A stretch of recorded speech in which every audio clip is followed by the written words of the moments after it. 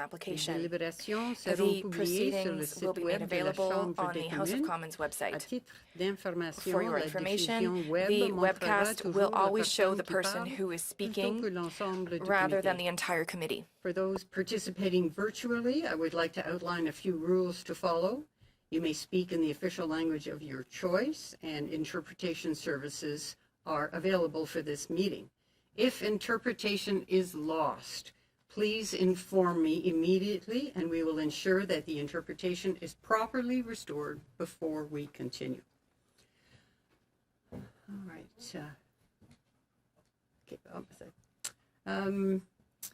So when speaking, and I say this as a reminder to myself, more than a reminder to you, please speak slowly and clearly in order to help our interpreters do this challenging job with us today.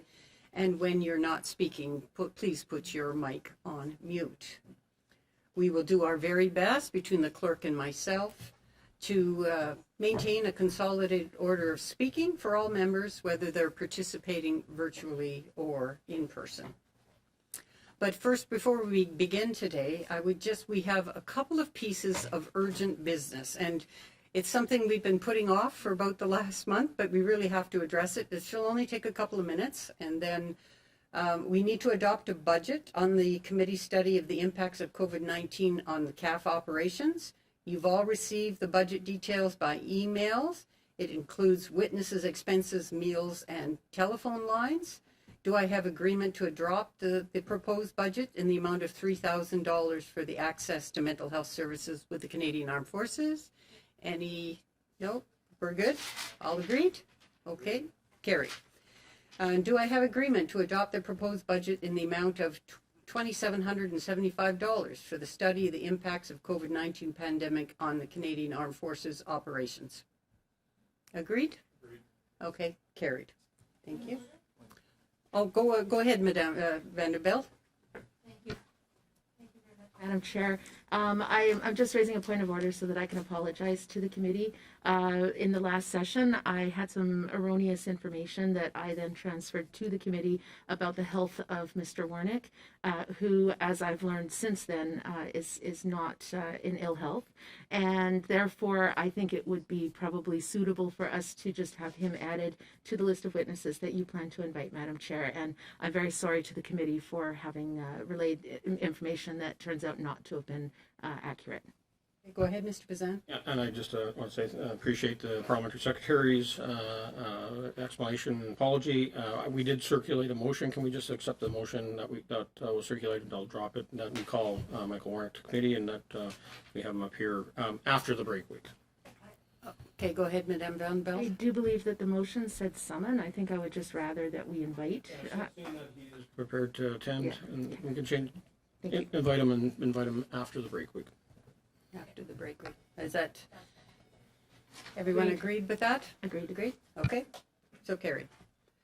All right, one other thing that you didn't have.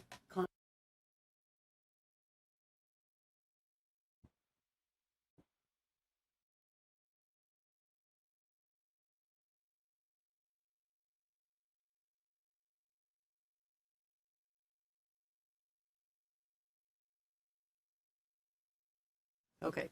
All right. So on the motion that we adopted earlier this week, there are a couple of witnesses we are having trouble with finding. So please, whoever submitted the witness, please submit communications details as well, whether that's an email or a telephone number, if you can have them. Okay. All right. The clerk will reach out to you and tell you who they're having a hard time contacting. Go ahead. Madam Chair, I think you might also find from the committee members, the wording of the motion might require 4 or 5 meetings in the next constituency week. So I think that there would be some flexibility to the chair to look at that in terms of when the members, when the witnesses might appear, to see that they may be able to do it during the following sitting week. All right, and Mr. Bazan. Yeah, and knowing that as conservatives we have convention at the end of the week, if we are having any meetings, our Monday regular scheduled time, if we have to do extra hours, let's do that for Monday. But then let's whoever's not available for Monday, then we can move that down to the following week. Thank you for your flexibility. I think that that will help the clerk because he's been trying to get in contact people and give them enough notice in order that they could appear before. Do we have indication that people are available for Monday, though? Not yet. If we can Not nail yet. that down, I think Okay, but even if Mr. Wernick's available on Monday, we'll take him on Monday. okay, all right. So the clerk will reach out to you, and so we've put the invitations out to all those we have contact with, and then the clerk will follow up today. If you could get them, send out who you need information for to the relevant members, and then we'll make an effort today if you have further communications contact details for us. Okay. All right then. Thank you very much. Very helpful and cooperative there, and much appreciated. All right, let's carry on to our study. Madam Chair? Go ahead. Is that Mr. Baker? That's right. I just wanted to speak to the last topic. I wanted to simply add that I support what Ms. Van Velde proposed, and I think it's also important that this study is incredibly important, but so is the work that I think we do in our constituencies during these constituency weeks, and so I think it's important that to the extent that we allow time for us as members to be able to spend that time, whether that's on phone calls or Zoom calls or working on our constituency related matters. And so I wanted to flag that concern. We've had a number of committee meetings during constituency weeks, and I think that is important work, but if repeated, it takes away from our ability to serve our constituents. And I want to flag that concern. And so to ask that we consider that as we're thinking about the scheduling of these meetings, both next week and in the future. All right. Go ahead, Mr. Bazan. I'll just reply to that, and I wanted to say that I appreciate that all of us have constituency issues that we have to deal with, but we're also talking about sexual misconduct in the Canadian Armed Forces. We were talking about making sure that we provide confidence and trust and improve morale within the armed forces. They are right now in a real tough situation, desperate times when we have sexual misconduct happening at the highest levels and a potential cover-up. So I think, Madam Chair, that this is important work that shouldn't be delayed, and so we are being flexible here, and one day next week to do committee business would be very helpful in moving forward in an expeditious manner without taking too much away from our time in our ridings. Anyone else? All right. Thank you very much. Okay, then we'll continue. Good.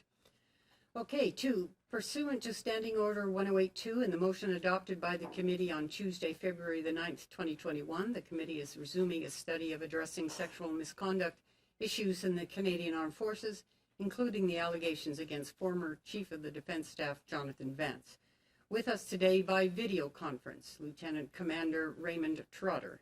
Up to 10 minutes will be given for opening remarks, after which we will proceed with rounds of questions. All right, welcome. Thank you for joining us today, Lieutenant Commander Trotter. I now invite you to make an opening statement. Please proceed. Good day, Madam Chair and committee members. Thank you for your time to hear my testimony today. I'd also like to take this opportunity to acknowledge and thank all of my fellow and current and former Canadian Armed Forces service members for their service to this great nation. My name is Raymond Trotter, and I'm a Lieutenant Commander in the Royal Canadian Navy stationed in CFB Esquimalt. I have 21 years of service in the Navy. Outside of my naval service specific, I do have service with the Army in that I volunteered at the height of the Afghanistan conflict and served in Kandahar in 2008 and 2009. And from that to this day, I still suffer from general anxiety disorder and severe depression for my time during that conflict. It is my understanding that I have been summoned to this committee to answer questions and address my recent experiences with Operation Honor and sexual misconduct reporting in the Canadian Armed Forces. I will provide you with an opening statement that may address some of your questions. As for many within the Canadian Armed Forces, I was shaken when I learned about sexual misconduct allegations against General Vance, our former Chief of Defence Staff. Having worked so hard to progress in rooting out sexual harassment and misconduct in the military, it was a big blow to the Canadian Armed Forces.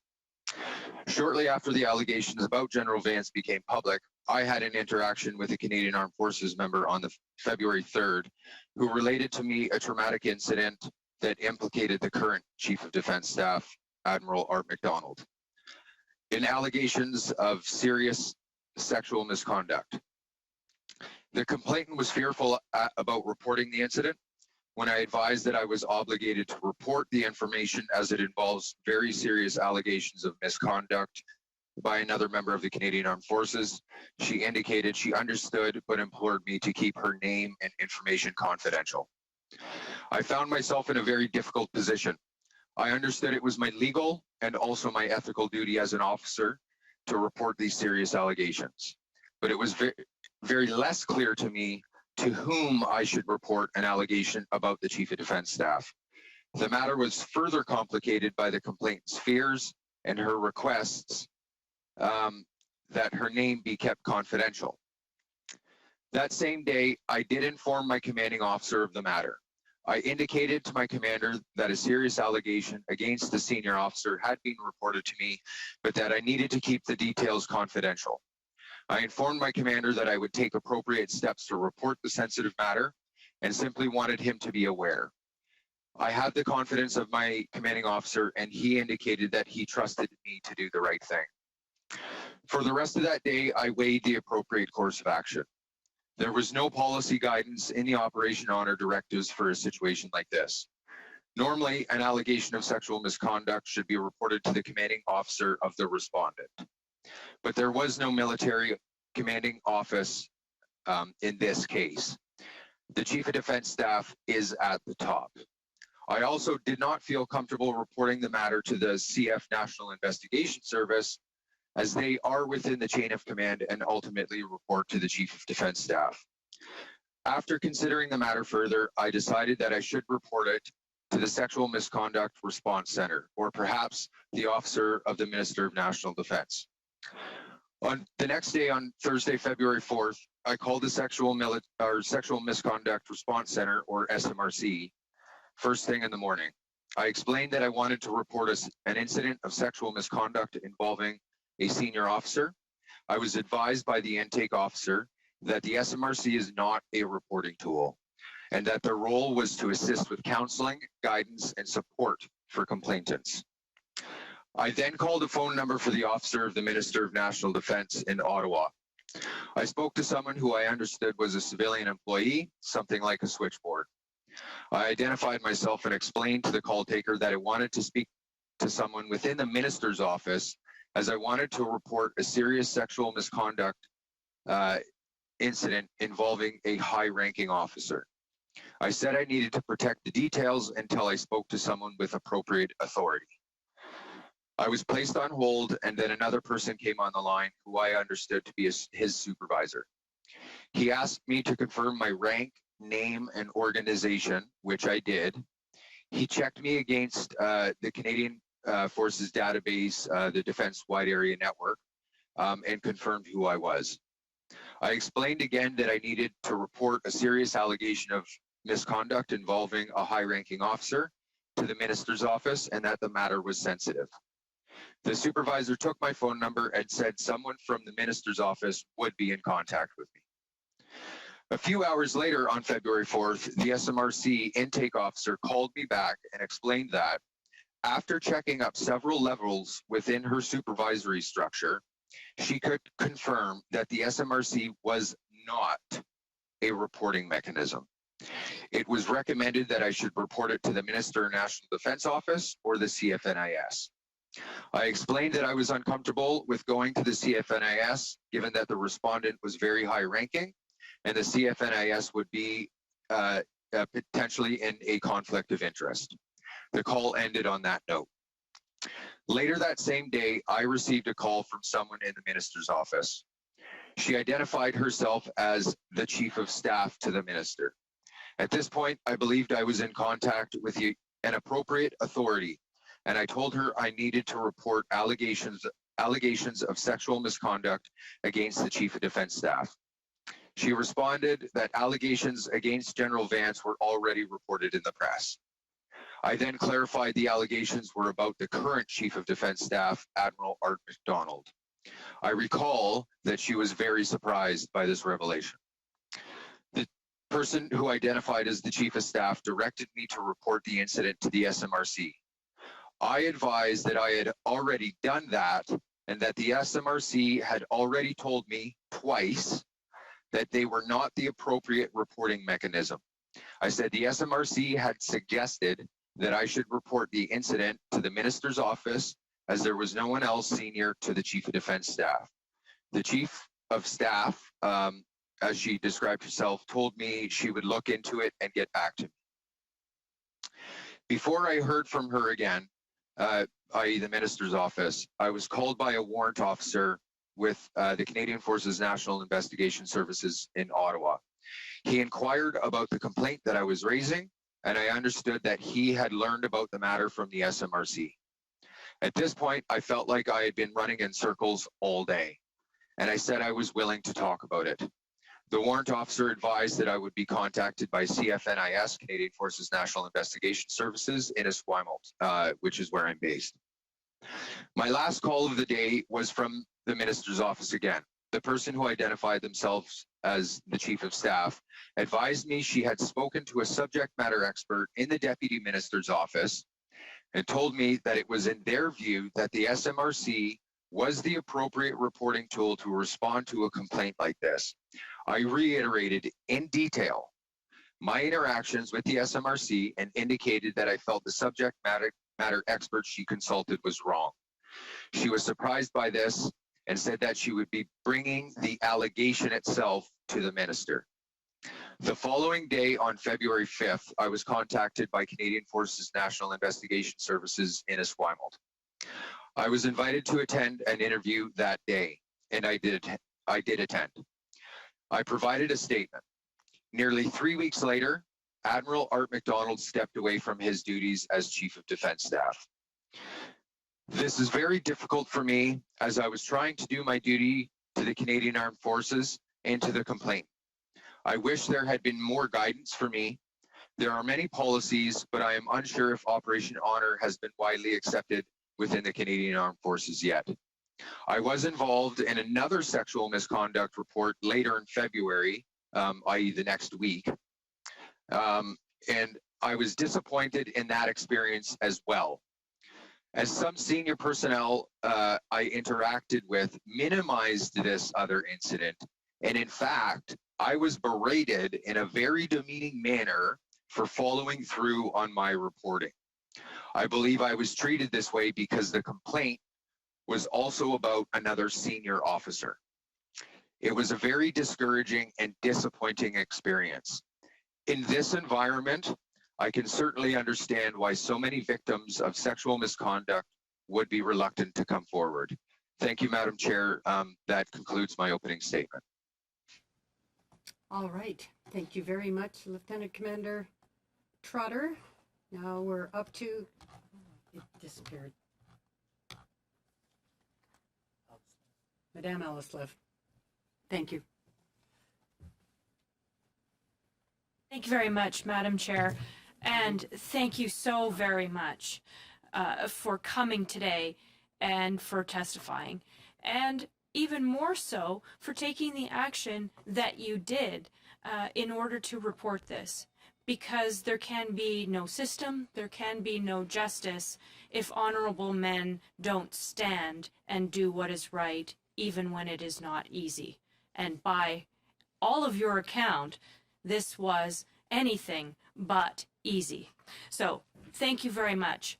I wonder if you could give us just a little bit more information on how, when you were talking to the minister's office, or you thought you were talking to the minister's office, if in fact you were talking to the minister's office, the chief of staff from the minister.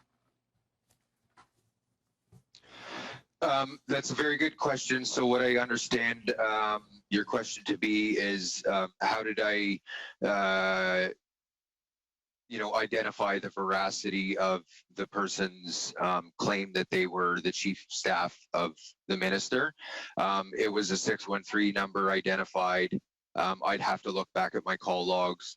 613 being an Ottawa number. I believe it even maybe said, like on my iPhone, something to the effect of national defense or minister's office or something to that effect. She spoke very confidently, as if she was a very experienced public servant. And she did identify herself by name. I didn't know her name. I didn't look it up or anything like that. But it's based simply on that, that I believed at that point that I was. And from your perspective, you believed that she was the chief of staff to the Minister of National Defense, correct?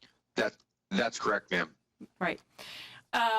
When you were talking, I don't want you to give us any information, any details about the actual incident, but I'm wondering if you could tell us, because it has been reported in the news, if the incident that you were looking to report was widely known. Were there a lot of people at this incident where the misconduct occurred?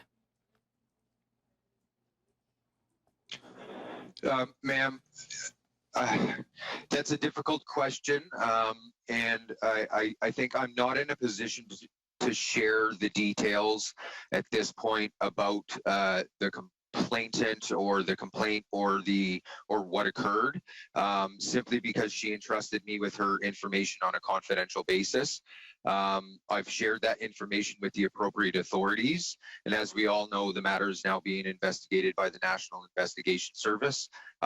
So I don't feel comfortable, and I don't think it's within my purview to get into that, which may potentially put the complaint in an uncomfortable situation. Would you feel comfortable letting us know if, in your opinion and your understanding of the incident, you were the only one who could have reported this incident?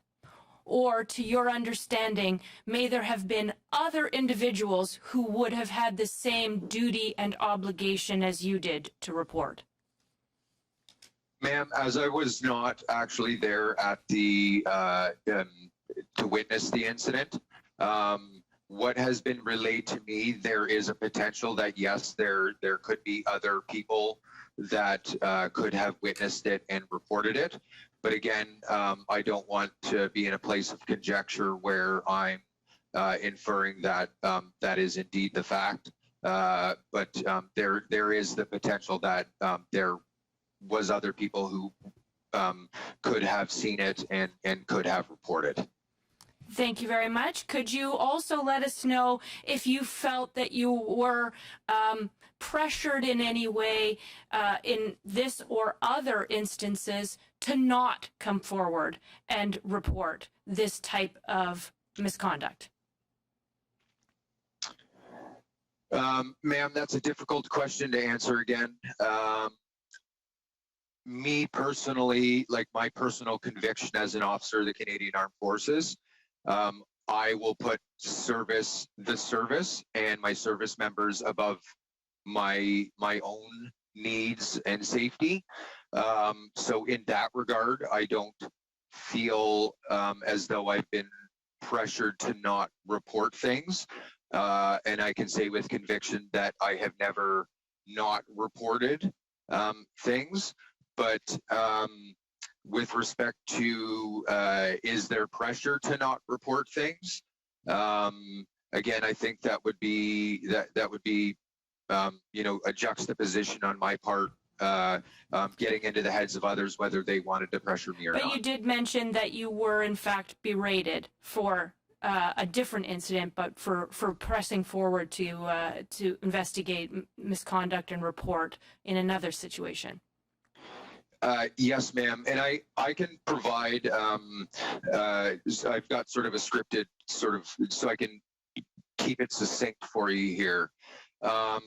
So as it was reported to me, there was a Zoom call for career management of naval technical officers, of which over 100 people were on the Zoom call, including a large number of officers, mainly officers, including senior officers at the rank of Captain Navy, which is the equivalent of a colonel in the Army.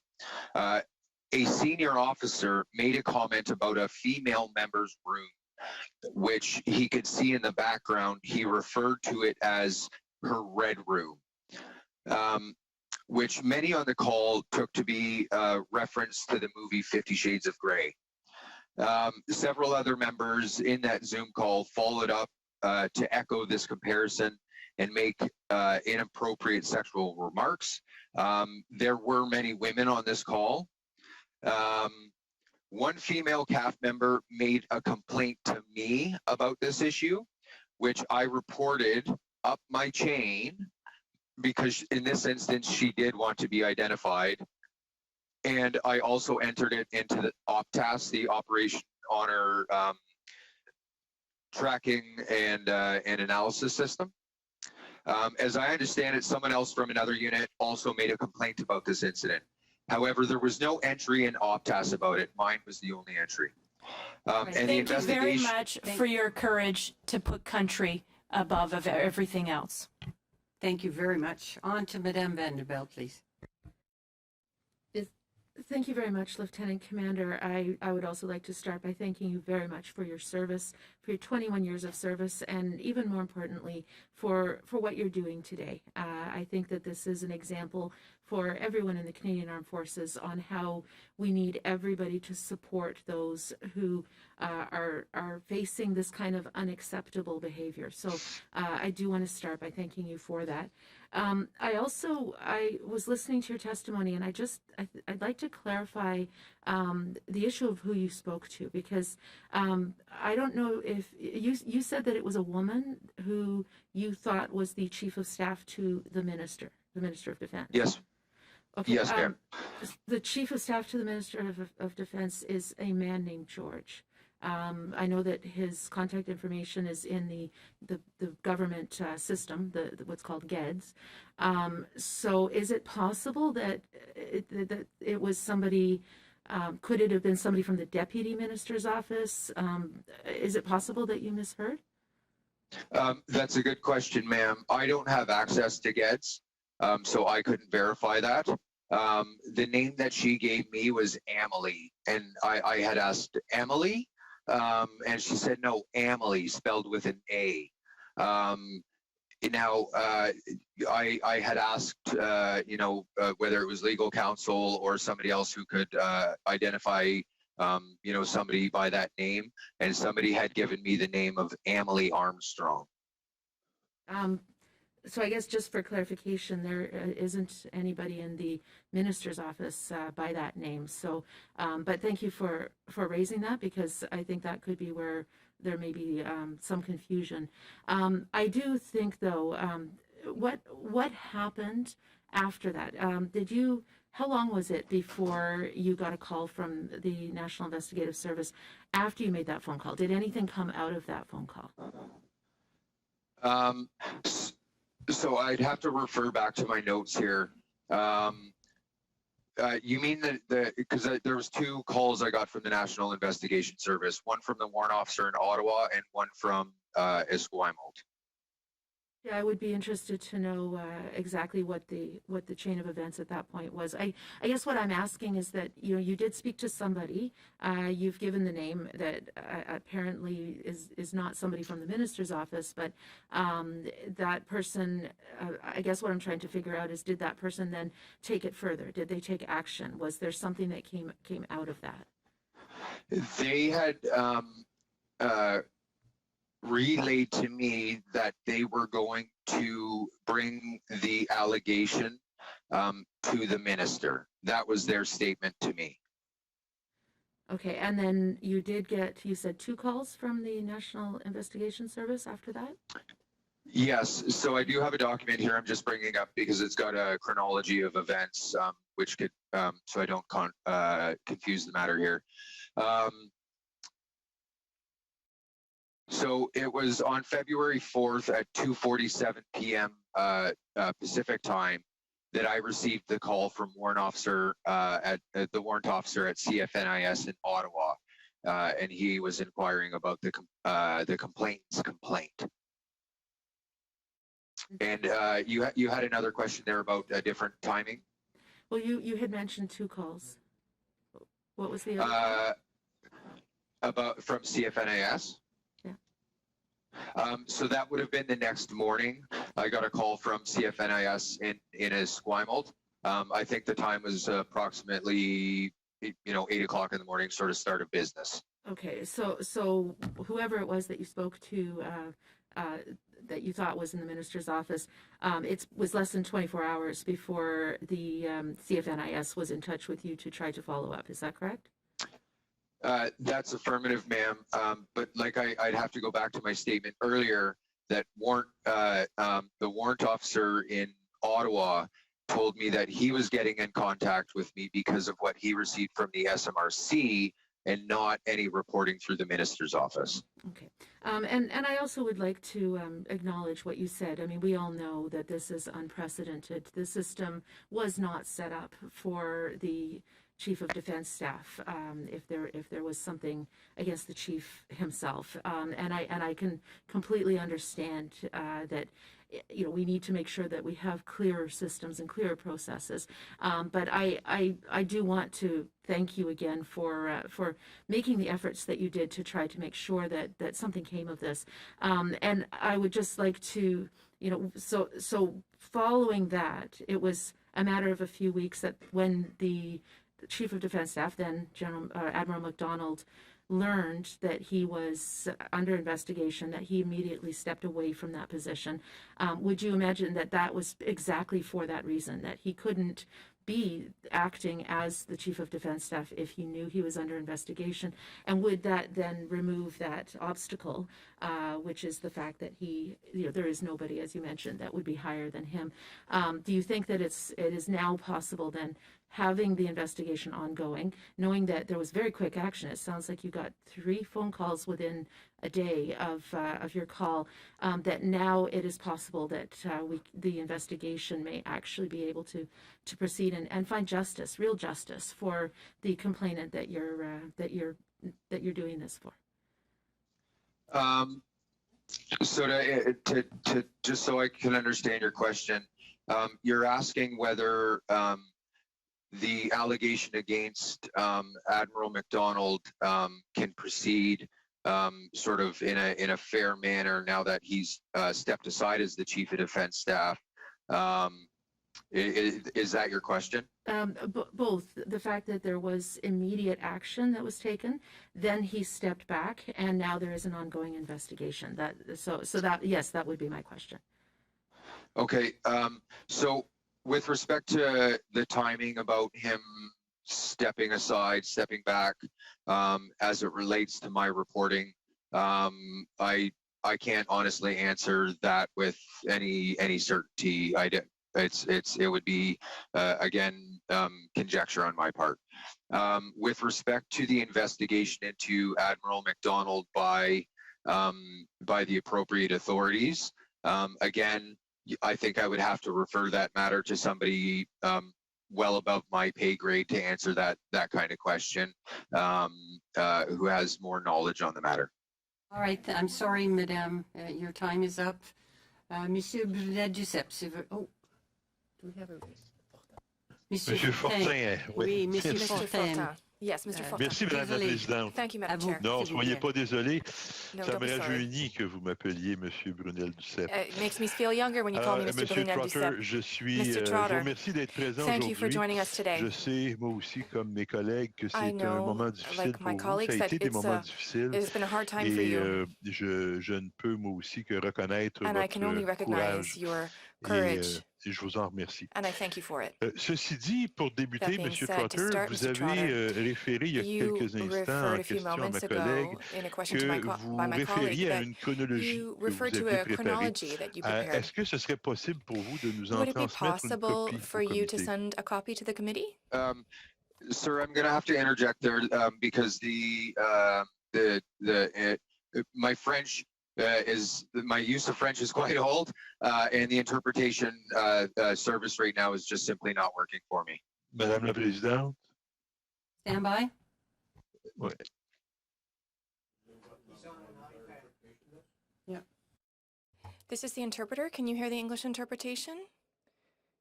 This is the English channel. This is the English interpreter. Can you hear the English interpreter? OK, Monsieur Fortin, est-ce que vous pouvez poser la Mr. question Fulton, encore? can you ask the question again, please? Je vais reprendre les questions. I Madame la will Présidente, je restart the comprends que question. le temps I recommence understand à zéro that puisque time starts manifestement back at le zero temps because jusqu'ici n'a pas pu I wasn't être able to utilisé. use my time previously. Vous resettez, là, vous. Can you reset the clock? Est-ce que ça marche? We Non? start the clock from Mr. Fortin, but I believe that Mr. Trotter is having trouble getting the interpretation still? Or does it work? Yeah, that's correct. I'm only able to hear Mr. Fortin. I'm not able to hear anything in English. My apologies. So if we can just make sure that he has selected English in the interpretation button. Coach him through that, click? Make sure he's selected. Okay, we'll stop the clock here.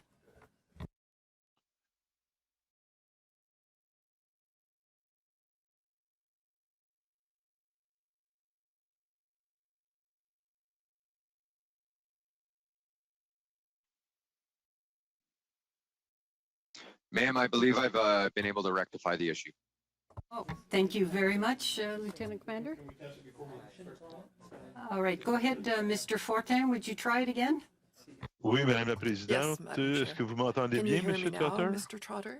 Can you Est-ce- hear the interpretation? Yes, I can hear you now. OK, merci. Alors, Madame la Présidente, je comprends que Madam mon Chair, temps I understand recommence that à zéro my, maintenant. Timer is starting at zero now. Vous pouvez me confirmer, Can Madame you la confirm Présidente? Oui, that ça for marche. me? Merci Yes. beaucoup. Je vous remercie, Madame la Thank you Présidente. very much, Alors, Madam Monsieur Chair. Trotter, So, je Mr. Trotter, répète donc ce que je disais will tantôt, à repeat l'effet what I que was je vous saying remercie earlier. d'être ici. Thank you Je for being reconnais comme here. mes collègues I, avant moi et sûrement tout le monde acknowledge autour de la that, table my que colleagues who ça a été des moments éprouvants pour vous before, et ça and, demande une everyone bonne around the dose de table courage realizes this has been a que d'être difficult ici time ce for you, matin and it pour nous parler de requires ces a lot of événements-là. Alors, courage je to vous en come remercie. here, and speak to Ceci us, dit, of Monsieur these, Trotter, je difficult voudrais times. débuter Thank you. avec So, that being said, vous I avez would référé il y a like quelques to instants à ma start collègue, with the Madame fact that Vanderbelt, you que vous referred référiez à une to chronologie a que vous avez chronology préparée. to my colleague, La question, est-ce que ce serait possible pour vous de nous en transmettre une Ms. copie, Monsieur Vanderveld. Trotter? Could you send us a copy of this chronology? I want to make sure I'm unmuted here. Yes, sir. I do have a copy of it here. It was essentially relayed between me and my legal counsel. If I may request that I could have some conference with him on version editing and back and forth before I and potentially have him submit that, or I can submit it, but have that opportunity just so it meets a certain standard. Oui, j'ai pas de problème à ce que vous entendiez Yes, I avec have votre no problem avocat. that you, Si c'est possible, you ça pourrait speaking être to pratique your pour le legal comité counsel que for de this. référer It would be à votre very chronologie. useful for the Alors, committee to be able to refer j'attendrai to this donc votre chronology. réponse là-dessus. So Sur I ce, will wait Monsieur for your Trotter, j'aimerais answer on that. commencer. Bon, j'ai That being compris said, je répéterai pas les questions I qui vous ont won't été repeat posées au the préalable, questions that have already mais been j'ai compris asked un of peu la you, but démarche que I vous aviez faite understood suite à what you la did plainte que vous aviez after eue de cette you victime. received the Je voudrais complaint savoir, from est-ce this qu'à un victim. moment I would donné like ou à to un know, autre, vous is avez there any point discuté at de which cette you question-là discussed directement avec this M. issue McDonald? directly with Mr. McDonald? No, sir, I did not. Okay. Est-ce que vous en avez rediscuté avec la Did victime you depuis discuss it qu'elle, again je with the crois qu'elle vous avait victim rencontré là, au since préalable you là, met pour her? vous faire part de la You situation? Est-ce met que par la suite, vous her l'avez revue, cette originally? victime-là? Did you see this victim subsequently?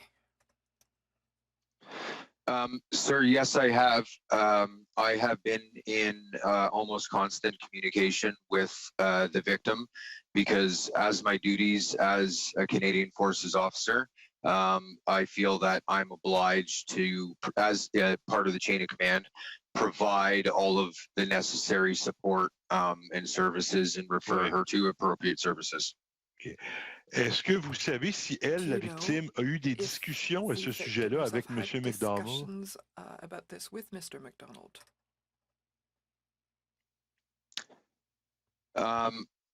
Again, I don't feel I'm in a position to state whether she did or did not, because like I would have to refer that again to the complaint or the Canadian National Investigation Services. OK.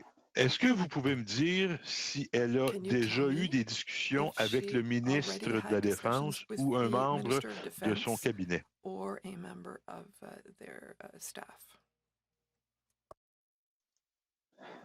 Sir, as it was related to me, no, she did not. And reporting to the chain of command, likely I was her first point of contact because she trusted me. OK. Est-ce que vous, à un moment donné ou à un autre, vous avez eu une Did discussion you at directement any time avec have a le ministre discussion de la directly Défense? with the Minister of Defense? No, sir. OK.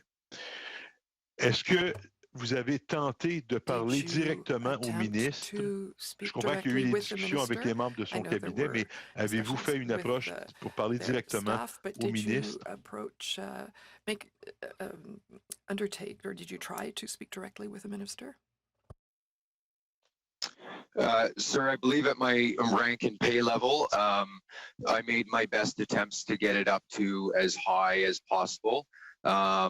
And like I said in my earlier statement, I felt I had been running in circles all day, that I had La an réponse est appropriate non. person. Je So the m'excuse, answer Monsieur is Trotter, no. je ne veux pas vous bousculer, mais on n'a pas Sorry, beaucoup I de don't want to temps. rush Donc, you, but we je don't have a comprends que lot vous of n'avez pas time, fait so I d'approche understand that autre you avec did le not cabinet, mais pas avec le ministre. Et à approach votre the minister. connaissance, la victime, elle non plus, And n'a jamais approché to le your knowledge, ministre the pour victim discuter de la also did situation, not pas approach the plus qu'un minister to membre du discuss the cabinet du ministre. situation, C'est exact? No, to your sir. knowledge. Merci, monsieur. J'aimerais que vous me Thank you. J'aimerais que vous me parliez de... On a vu dans les médias We que vous saw avez été in the l'objet media de menaces that suite à you votre dénonciation. J'aimerais que were vous nous en subjected to parliez threats un after peu plus. De... you Qu'est-ce qui s'est spoke up passé about exactement? this. So I'd like you to tell us more about it. What happened exactly? On a tenté de vous People tried d'empêcher que to vous poursuiviez, je crois, les prevent you démarches from avec le going ministre et son further cabinet. C'est exact? with the minister and their staff. Is that right? Sir, with respect to the threats, it is my understanding, again, that these incidents are under investigation by the Canadian Forces National Investigation Service. And I don't think it's appropriate for me at this point to speak further about the matter as a participant in the investigation. OK. Les événements qui sont l'objet de cette The enquête-là events remontent à that quand? are C'est quelle the date précisément subject que of c'est the study survenu? go back to when? On what date did this happen? Maybe I don't understand the question. Could you rephrase that? Vous avez été l'objet de menaces You have qui sont présentement sous been enquête. subjected to J'en threats comprends. that are being Vous me dites que vous ne investigated. pouvez I pas donner de understand. You're détails. Je telling me respecte ça. you La can't give me question any était de details. savoir I à respect quelle that. date I wanted to know les menaces en question ont at été what proférées. time were these threats made? What date? On the 4th of March, sir. Est-ce qu'il y a eu des récidives depuis? Was this repeated again since? No, sir. Okay. Donc, il y a seulement une enquête So, en cours à ce there is sujet-là just one et c'est investigation, une enquête sur des événements qui se sont currently on produits le this, 4 and mars this investigation on 2021. things that happened on March 4th, 2021. Yes, sir. Thank you Merci. very much. On to Mr. Garrison, please. Merci, Madame la Présidente. Thank you, Madam Thank you Chair. very much, Madam Chair. And I, of course, want to start by giving my thanks to Commander Trotter for appearing before us today and also for his many years of service. And he does exemplify, I think, what we all hope to see from members of the Canadian Forces when it comes to attacking this problem of a culture which tolerates sexual misconduct. So very sincere thanks to you. I think we're, again, in committee today getting into the narrative which disturbs me, which is about knocking on the wrong door. So I guess my question to Lieutenant Commander Trotter is, has he had discussions with others who had the same problem that he had in attempting to report incidents of sexual misconduct? In other words, it's difficult to know where to take those. Have you had discussions with others who found the same problem?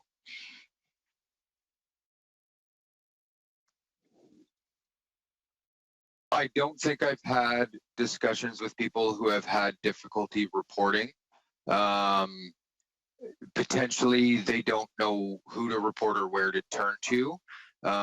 Maybe they feel pressured to not. But again, I can't get inside the heads of people who want to report, because somebody who's been the victim of something like that, it's difficult from the outset. So I'm just going to leave it at that, sir.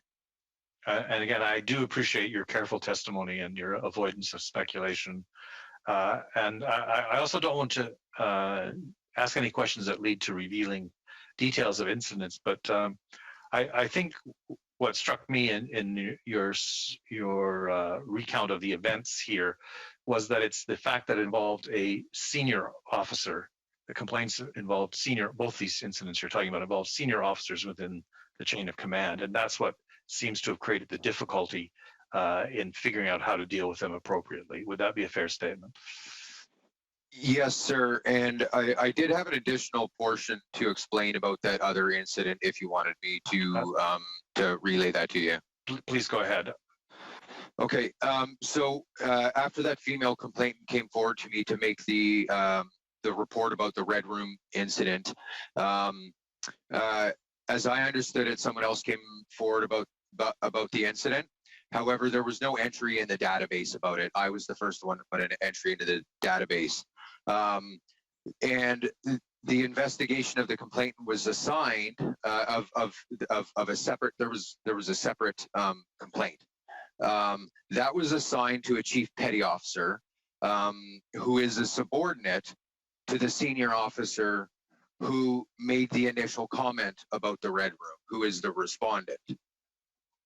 And when I raised the concerns about the conflict of interest of the investigator, the chief petty officer, a senior officer that I was speaking with minimized the incident, saying the respondent didn't know what he was talking about, and wasn't referring to sexually explicit movie. It seemed to me that this was prejudging and predetermining an outcome. It was a little bit later that I had contacted a separate senior person at formation headquarters, like on the coast here, who's a civil servant, but also a retired naval captain. And when I contacted them about my report about Optast, so I made sure that all the reporting I had made was correct.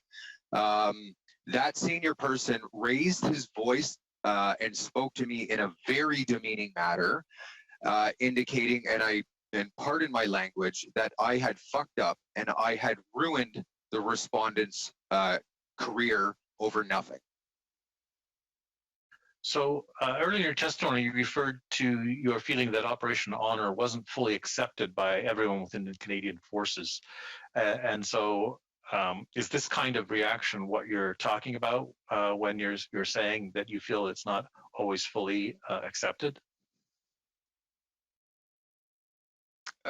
Sorry, could you pose a question? I didn't understand whether there was a question there. So you said earlier in your testimony that you felt that Operation Honor wasn't always fully accepted within the Canadian Forces by everyone. And I'm asking whether this reaction to your attempt to report something which was clearly required by the policies laid out, do you believe this is an example of the lack of full accepting, or maybe the full understanding of what's required to stamp out sexual misconduct? So I think there's two parts to that answer, sir. The first part is the acceptance of Operation Honor amongst the majority of the forces, the working class of the forces, and the veracity of it, and whether it's working.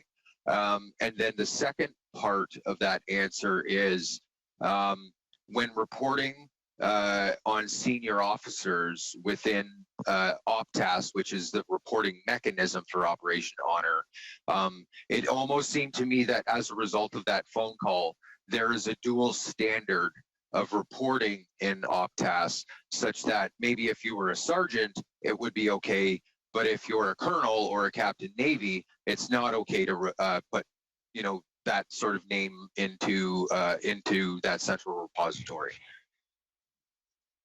And with regard to once you've filed a complaint or an allegation in the system, is there a way that this gets reported back to you of where it's been assigned and who's taking care of it and what the outcome will be? So that's a very good question, sir. What typically happens is, as a unit office of primary interest for OPTAS, I collect the information and put it into the database. It is then passed to my L2 and L3, or sorry, L2 and L1. So because they have, I guess, what you would call Uber users who, you know, verify the information. Now,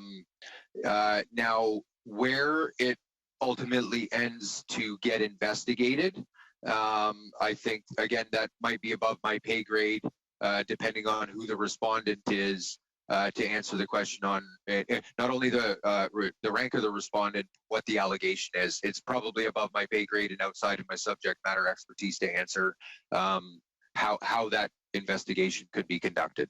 All right, thank you very much. On to Madame Galland, please. Thank you, Madam Chair, and through you to our witness. Amelia said the complaint would be taken to the minister. With respect to the Chief of Defense Staff, to the Department Assistance Office that directly supports the minister and directly engages with his staff. So that's who Amelia is. I just want to confirm. You knew who she was? To answer your question, ma'am, I don't, you know, with my rank and position and my access to GEDS, the database, it was very difficult for me to authenticate the information, but based off of the conversation that I was having, the fact that she was calling me back with information about my initial calls, and, you know, she explained her name to me and her role, I thought that I was speaking with the Chief of Staff to the Minister of National Defense at the time. Okay, so if she is the assistant that directly supports the minister's office and directly engages with his staff, so if she said she was taking the issue to the minister, she definitely did have access to the minister. I'm just stating that as a fact. So did she tell you that she was taking the issue to the minister? Yes, ma'am. Okay, so did that person explain why she didn't take your complaint the first time that you called? Well, so she did try to redirect me to a more appropriate place. I can't get into the headspace about why she did or didn't want to. And I again, because this is a difficult situation for me to know where to report it, I needed to hear it out. I needed to hear the points of view. I hope that answers your question. National Defense follow up with you after they advised you to report the allegation to the Canadian Forces National Investigative Service?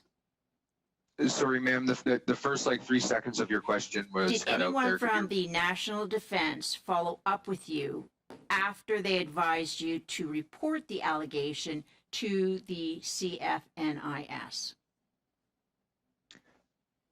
Nobody from the Canadian Forces outside of the CFNIS has followed up with me about it, other than once the story hit the news and my name got into the news, I had tons of support from the chain of command about it, but not necessarily about this incident. Okay, so in your experience, is there a two-tier reporting system for sexual misconduct in the Canadian Armed Forces?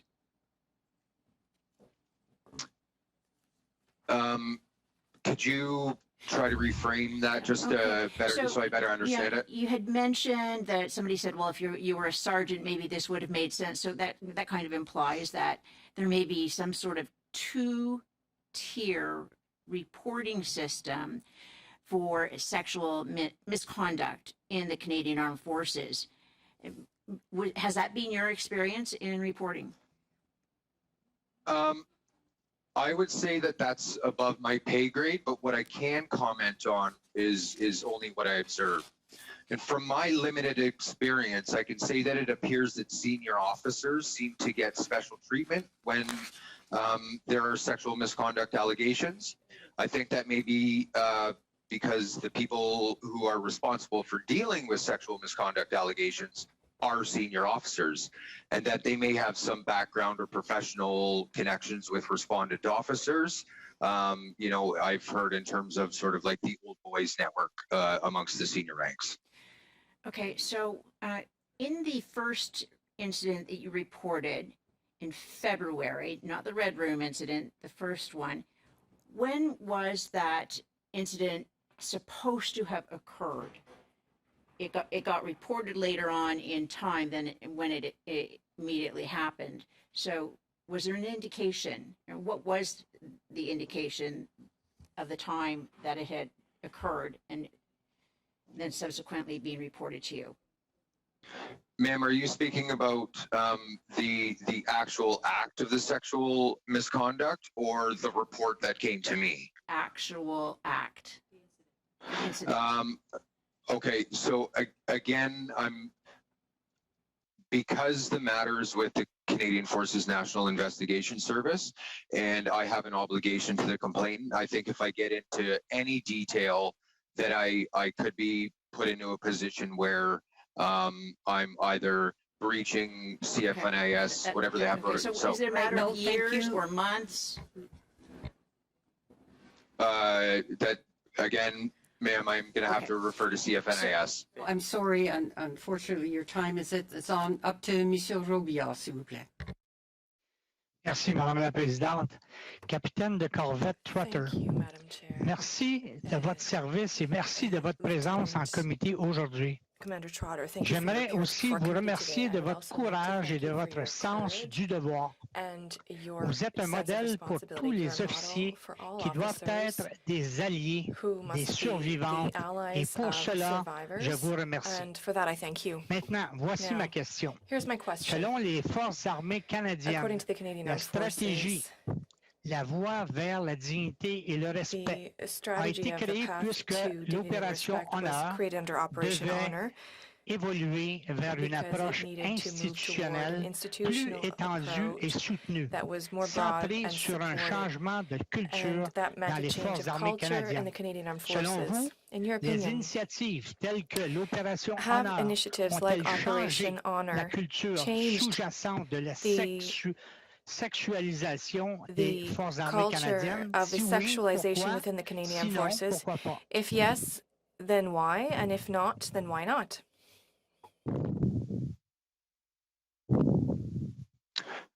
So, sir, I can speak to my experiences, and I'll keep it to that. I think Operation Honor is a step in the right direction, and it has enabled people who would otherwise potentially feel uncomfortable, given them a platform. You know, we've in recent history. You know, the Me Too movement, you know, the Me Too movement, how it played out in Hollywood, how it's played out in other industries, about, you know, sexual misconduct. Operation Honor was a step in the right direction. But I think, in my humble opinion, I think we're at a turning point now where we've put it on paper. We've said this is what the policy is, but it's going to take the courage of a lot of individuals to step forward to really delve into to the issues and solve the problem if we get it, you know, once we can get to a point to solve the problem.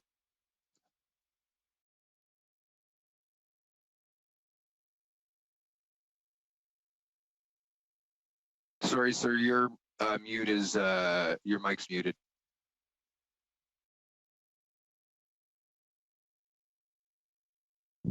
OK. Selon les forces armées canadiennes, According to the Canadian Armed la Forces, stratégie, la voie vers la dignité et le respect comprend un nouveau cadre de mesure du rendement qui sera utilisé pour évaluer l'efficacité de la stratégie au cours de sa mise en œuvre. Comment les membres et les dirigeants des Forces armées canadiennes sont-ils mis au fait de la stratégie, la voie vers la dignité et le respect? Est-ce que vous diriez que les Forces armées canadiennes priorisent sa mise en œuvre? Prioritizing its implementation.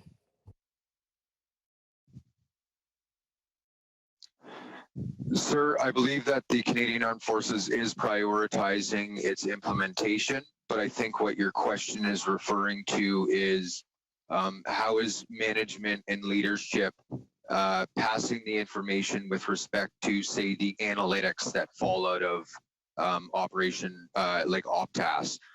Where are the problem areas? How we can address them? How we can tackle them? I think that's, again, well above my pay grade to answer that question. That's probably at the L1 and L0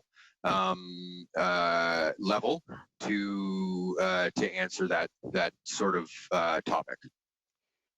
Dans quelle mesure des gestes qui contribuent de manière positive à l'atteinte des objectifs de la stratégie sont-ils compris dans leur évaluation de rendement?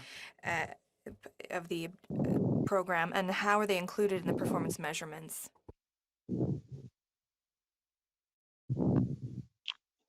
Sorry, sir, I'm going to have to ask you to rephrase that question because I didn't completely understand.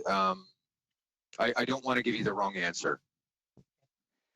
Dans quelle mesure des gestes qui contribuent de manière positive à l'atteinte des objectifs de la stratégie sont-ils compris dans leur évaluation de rendement? In their performance evaluations?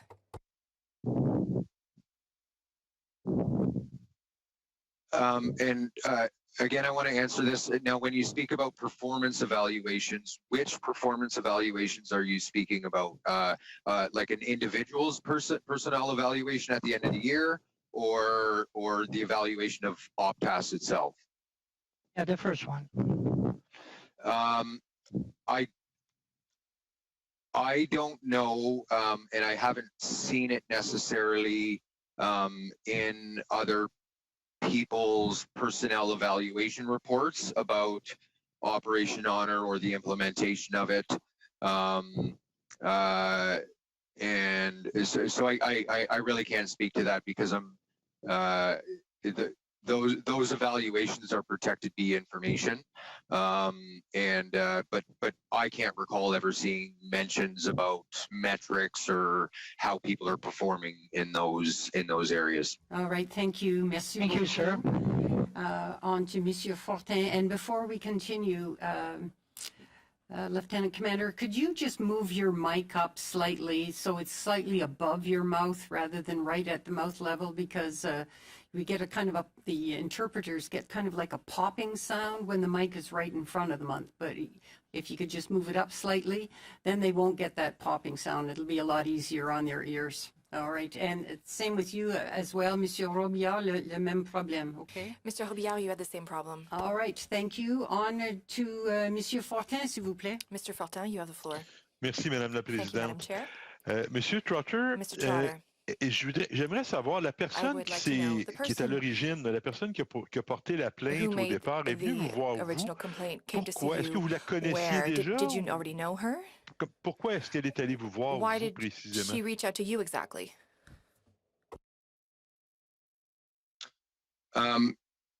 Sir, yes, I did know her from previous service. We have a really good professional and personal connection. So I felt that I can't get into her head again, but she felt that she could trust me with the information. But yes, I did know her, but like about how, I don't want to get into that because again, I'll have to refer that to CFS. Ça va. No, that's okay. Est-ce que c'est, à votre connaissance, à vous, To est-ce que your c'est la knowledge, seule fois où is cette this the personne-là only s'est time plainte this d'une situation individual semblable? complained about a similar situation? Sorry, could you rephrase that? Like this situation or multiple situations? Non, je ne sais pas comment vous... Là, peut-être c'est un interprète, il faudrait que vous posiez la question de la rephraser. Mais la question était simplement, est-ce que cette personne-là, à votre connaissance, à vous, est-ce que c'est la seule fois, la seule occasion où elle s'est plainte d'une situation semblable? Made a complaint about this type of situation? Sir, again, I think if I were to answer that question, it may put the complainant into a position where she may be uncomfortable or may identify her. So again, I'm going to have to refer back to CFNIS for that information. OK. Vous avez dit plus tôt que vous aviez été étonné et choqué d'apprendre les allégations à l'endroit de Jonathan Vance. Je comprends que vous avez appris la situation pour M. Vance après avoir dénoncé celle de M. McDonald. Est-ce que j'ai raison? Mr. McDonald's, is that correct?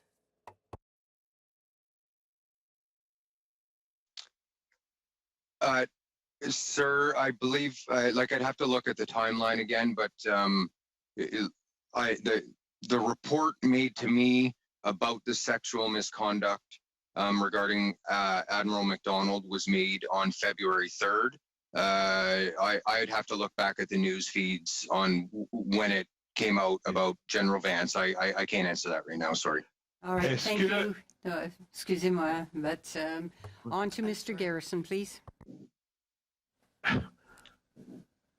Okay. Thank you. Thank you very much, Madam Chair. I'd like to pass my time in this round to my neighbor, MP Elizabeth May. Deeply grateful, Randall, for the opportunity, and thank you, Lieutenant Commander Trotter. Your testimony has been extremely helpful. I want to dig in a little bit to the issue of how this is working, as Randall has already said, the narrative of knocking on the wrong door. And I guess I want to pick up with when you finally get the door open, does anyone answer? You made the comment that the issue of the Zoom call and what you viewed as inappropriate sexual innuendo around a female officer's background in the background of the room had been raised by someone else who came forward and was prepared to go on the record. But when you filed your complaint, you found that it was the first entry and there was nothing else in the data bank. I took it from what you said. I inferred that you had good reason to believe someone had actually complained, but that their complaint was not recorded. I'd like to make sure I understood what you said correctly. You had good reason to believe someone had complained on the record, but the complaint was not recorded. Ma'am, that's correct. Again, I can't infer like who or how or what, but I was made aware by the complainant that made the complaint to me that there was, she had received an email from this chief petty officer doing the investigation. He didn't get the information from her, so there must have been somebody else who made a complaint about it. Whether it was on the record or not, I have no idea. So the culture you've described here, the investigation by the petty officer who would be investigating his boss, if he took it seriously, was being treated by the culture that you encountered as something that you shouldn't have complained about, minimizing it. But it strikes me that this is an incident worth the committee's attention as a very clear indication of a cultural problem, that people could be on essentially a public call where a senior officer thought it was okay to communicate sexual innuendo with female officers present and not understand that what he was doing was wrong. Is that your sense from that experience? Ma'am, I believe that incident is under investigation. For me to make inferences about what people thought, I think that would be inappropriate for me to comment on. Okay. I'm sure my time is just about up. I just want to thank you again for coming forward and for standing up for women victims within the armed forces to clean up the culture there. We need more people like you. Thank you.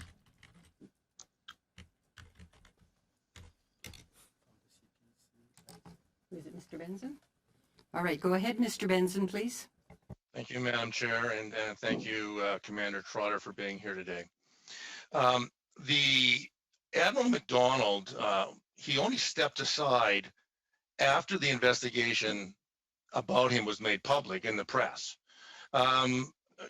Commander Trotter, did the Canadian Forces National Investigation Services, did they contact you and have any discussions about how this information was leaked to the press? No, sir.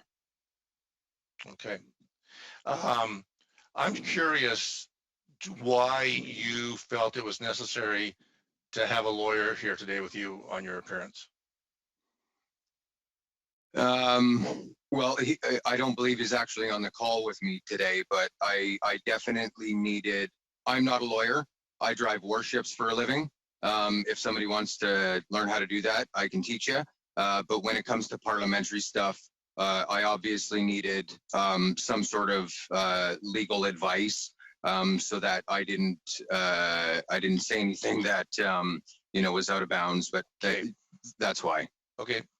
Now I'm curious with some of the testimony you've had about threats against you. Do you fear returning to work in the Canadian Navy after your testimony here today?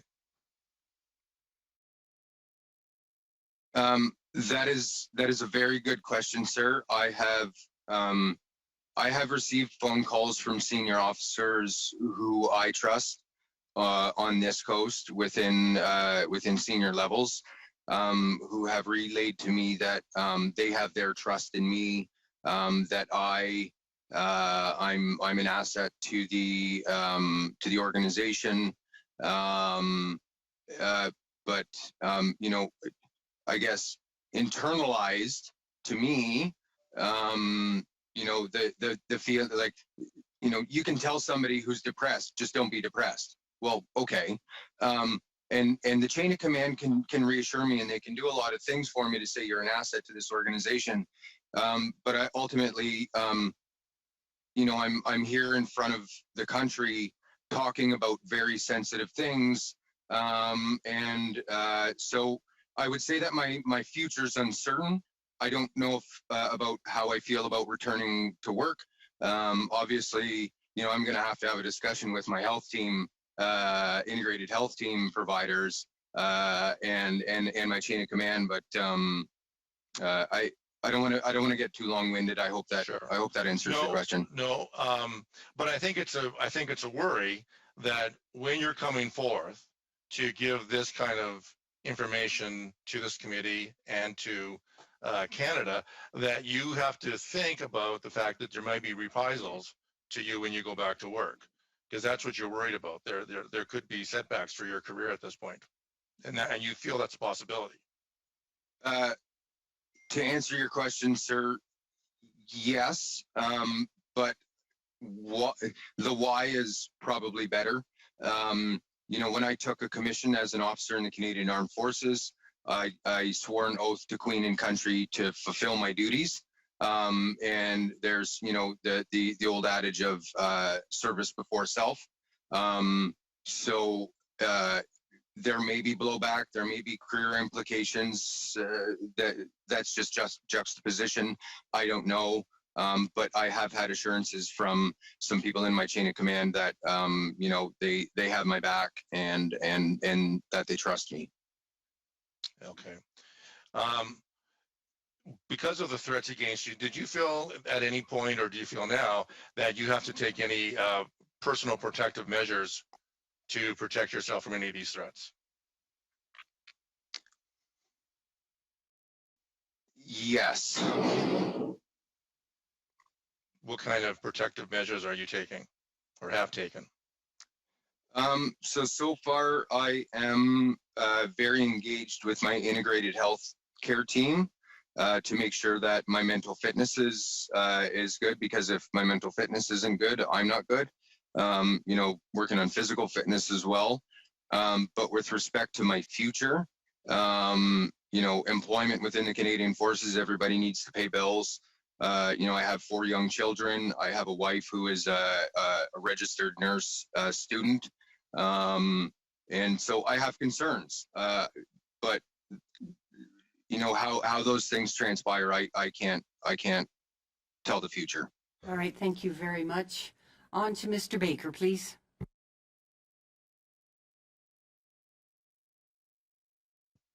Thank you very much, Madam Chair, and thank you, Mr. Trotter, for being here today and for your testimony. I wanted to ask a few questions on a range of topics, and hopefully I have enough time. Could you, in terms of, I understand that you've been asked by a number of MPs at this committee about sort of the timing of the alleged event, and you've not wanted to talk about it, understandably, because you're trying to protect the person who's come forward.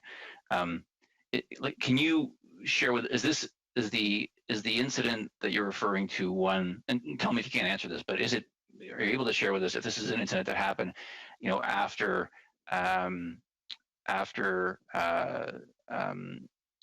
the appointment to Chief of Defense Staff? From what I understand, okay, it happened prior to the appointment as Chief of Defense Staff, but to get into any further specifics about timeline, I'm basically going to provide the same answer about under investigation CFNIS. Understood. That's understandable. We know that you spoke about someone who called Emily, who contacted you. I think we know now that this is someone who is a chief of staff to the Departmental Assistance Office, so works within the department, not for the minister, the minister's office. But what I wanted to clear up with you, and I know you've agreed to have your lawyer look at your timeline of events and then share that with us. But could you just talk to us a little bit about the timing from the time that you reported this allegation to the time that the CFNIS contacted you? Can you tell me about that? So yes, I can. My initial contact with the SMRC, because as I understand it, the first contact from CFNIS to me was from a warrant officer in Ottawa, who got the message passed to him from SMRC. Now, so the first time I talked to the SMRC was at 9 o'clock in the morning Pacific time on February 4th. And the second time, which I talked to the SMRC, they had actually called me back to verify that they're not a reporting tool, was at 12:52 p.m. Pacific time.